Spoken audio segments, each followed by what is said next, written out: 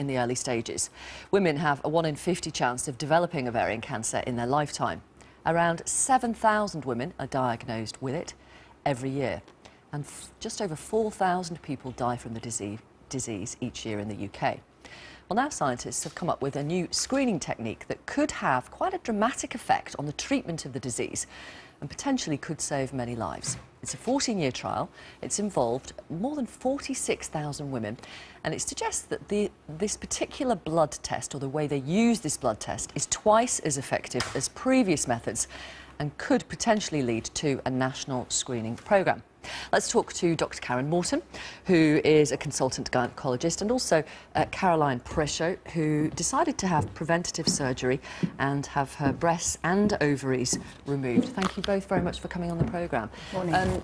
Let me ask you, Dr. Morton, first of all, what you think of these results from this bit of the trial so far.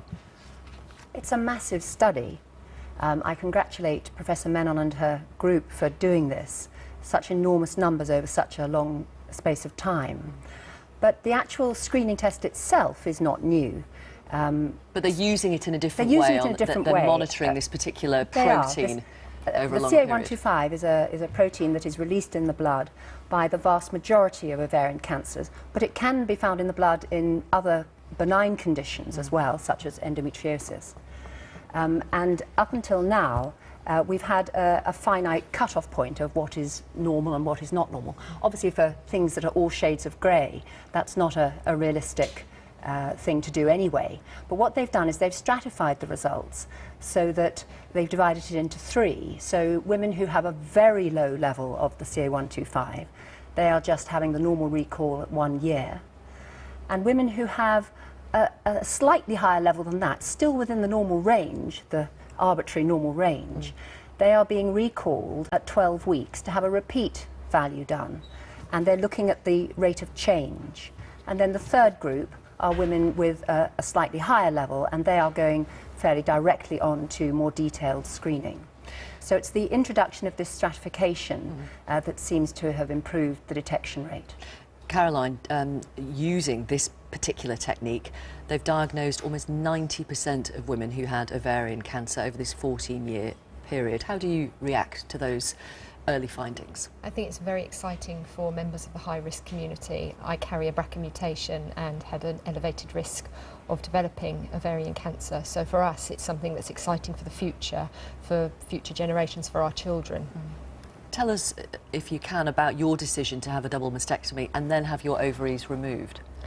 My story started in 2002 when my paternal aunt was diagnosed with ovarian cancer, and then it became apparent that there was a pattern in my family of breast and ovarian cancers.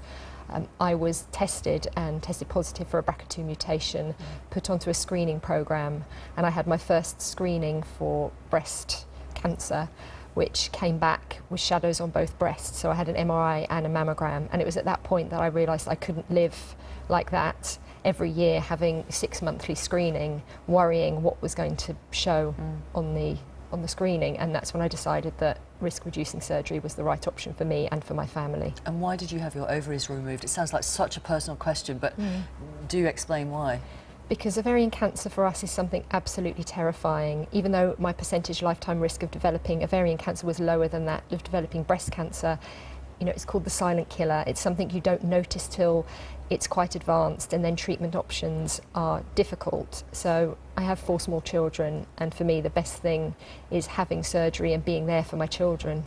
And 2 of your children are girls. Yes. At some point you will have to talk to them about the gene mutation family history. Absolutely.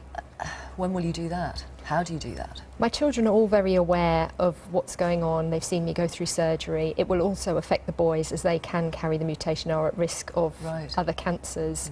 Something when they're a little older I will explain to them in more detail, and when they're 18 they make their own decisions as to whether they want to get tested, and then again it's their decision whether they want to opt for risk-reducing surgery or surveillance, which I'm hoping when they're older will be more effective than it is currently. In terms of these particular results that are being discussed today that have come from UCL, could it lead to a national screening programme, and would that be useful?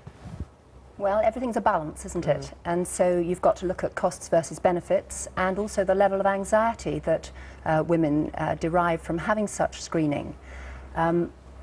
As a gynaecologist, I will speak to people in my hospital or on Dr. Morton's medical helpline every day who are worried about some symptom that could be diagnosed as ovarian cancer. And what are those symptoms? Do you mind Well, me asking? they're very loose. It might just be as simple as indigestion.